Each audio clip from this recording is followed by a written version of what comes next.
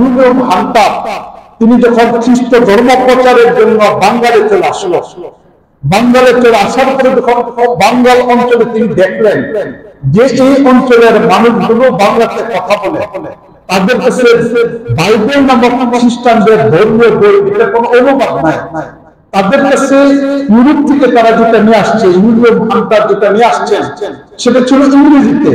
সুতরাং এই দেশের মানুষ বাংলাতে কথা বলে, এই বাংলাতে কথা বলার জন্য তাদের বাংলা ভাষায় বাইবেল ছাপানো দরকার। এই কারণে তখন ঐতিহাসিক উইলিয়াম হান্টার তিনি এই বিষয়টিকে চিন্তা ভাবনা করে বাংলা বর্ণমালাগুলিকে লেখে তিনি আমেরিকান ব্রিটেনে পাঠান। ব্রিটেন থেকে সেটার উপরে ছাপাখানার বিষয়গুলিকে তৈরি করে সর্বপ্রথম নিয়ে আসা হয় এবং 1888-তে সর্বপ্রথম বাইবেল বাংলাতে ছাপানো।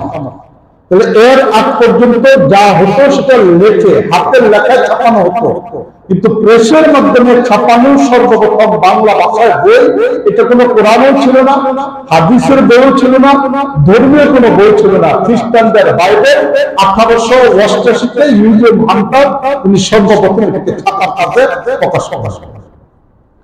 তো ওই সময় বেশি পরিমাণ উলামায়ে কেরাম ছিলেন না যারা বিষয়গুলোকে লিখতেন, গবেষণা করতেন, এই বিষয়গুলো ছিল না। বর্তমান সময়ের মতো উন্নয়নের ব্যবস্থাও ছিল না।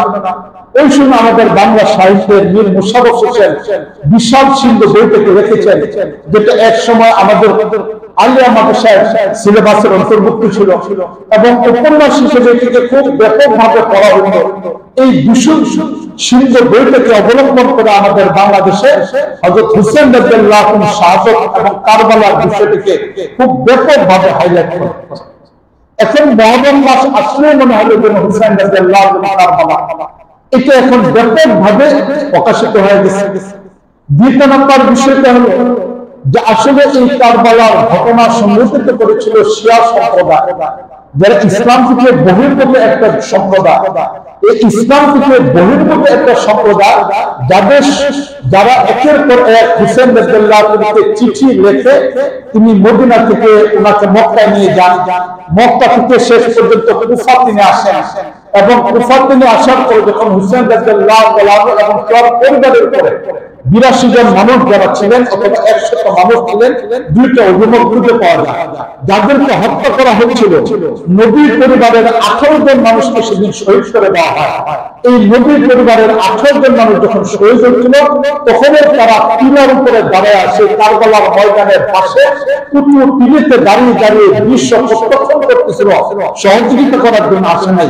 তারাই পরবর্তীতে নিজেদের উপরে দোষগুলিকে দূর করার জন্য হুসেন রাদিয়াল্লাহু আনহু ভালোবাসার আবেগকে ব্যাপক করা হয়েছে। তাদের অবস্থান হলো বুদ্ধিমান চোরের মতো। অনেক সময় দেখা যায় বুদ্ধিমান চোর বাড়িতে ঢুকে চুরি করতেছে, মালিক টের পেয়ে গেছে। এখন সর্বপ্রথম মালিক টের পর যখন চিৎকার দেয়, চোর ঘর থেকে বের হয়, সেই সর্বপ্রথম চিৎকার আরম্ভ করে এই বাড়িতে চোর আসে। এখন এই চোরের আওয়াজ শুনে যখন অন্যরা দৌড়াদৌড়ি করে চলে আসতে থাকে, এই ফাঁকে সেই জায়গা থেকে বের হয়। যেমন বুদ্ধিমান চোরের এই কাজ করে থাকে। মূলত হুসেন রাদিয়াল্লাহু আনহু শাহাদাতের পিছনে শিয়াদের হাত ছিল এবং শিয়াদের সবচেয়ে বড় প্রভাব ছিল।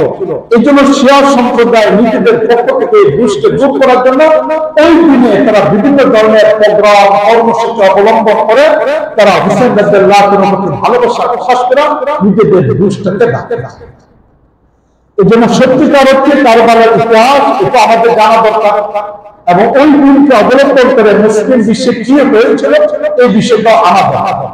কিন্তু যেহেতু সময়ের স্বল্পতা এবং আজ বেশ কিছু পয়েন্টের উপর আলোচনা করব, এই জন্য এই ইতিহাসের উপর আমি আজকে আলোচনাতে যাব না। নাহলে এই আলোচনার প্রেক্ষাপট এবং ইতিহাস সম্পর্কে আলোচনা করার জন্য কমপক্ষে 3 থেকে 4 ঘন্টা সময় লাগবে। যদি 3 থেকে 4 ঘন্টা সময় আপনারা দিতে পারেন কোন একদিন, সেদিন একদম শুরু থেকে নিয়ে একদম মুআবিয়া রাদিয়াল্লাহু আনহু কেন খলিফা হলেন, হযরত আলী রাদিয়াল্লাহু আনহু খেলাফত করলে কেন সমস্যাটা তৈরি হলো, হযরত উসমান রাদিয়াল্লাহু তাআলা খলিফা হলেন, খলিফা হওয়ার পরে দীর্ঘ 12 বছর খলিফা থাকা অবস্থায় ওনাকে কেন শহীদ করে দেওয়া হলো, কেন ওনার জন্য পানিগুলোকে বন্ধ করে দেওয়া হলো, আব্দুল্লাহ ইবনে সাবার ইতিহাসটা কি, এই সবগুলো বিষয়গুলোকে নিয়ে যদি আলোচনা করতে যাওয়া হয় তখন এটা লম্বা সময়ের প্রয়োজন, যেটা বললাম কমপক্ষে 4 ঘন্টার প্রয়োজন। কিন্তু এতটুকু সময় মসজিদের মাহফিলে মসজিদের বয়ানে আলোচনা করা যায় না। এজন্য কোনোদিন যদি আপনারা আয়োজন করেছিলেন, আমি 4 ঘন্টা সময় দিব এবং লম্বা সময় নিয়ে ইতিহাসের দর্পণে একদম পুরো ইতিহাস সন তারিখ বলে বলে ব্যক্তিদের নাম বলে বলে এই কারবারের ইতিহাসটা তুলে আসা, তবে এটা আমাদের সামনে থাকা দরকার।